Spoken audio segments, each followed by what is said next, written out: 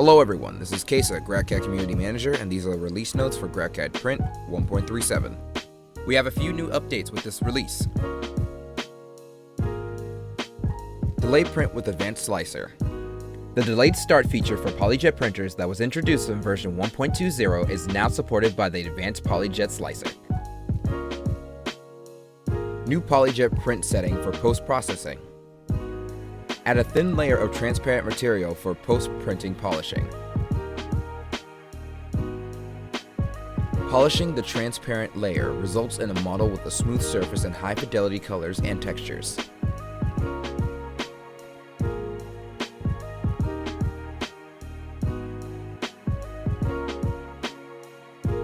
Traveler document for manufacturing notes. It is now possible to preview and create a PDF traveler document containing the manufacturing notes and screenshots of the models of the currently active tray. And that is all what we have for you today in GrabCAD Print 1.37. My name is Kesa, GrabCAD Community Manager. Thank you for watching.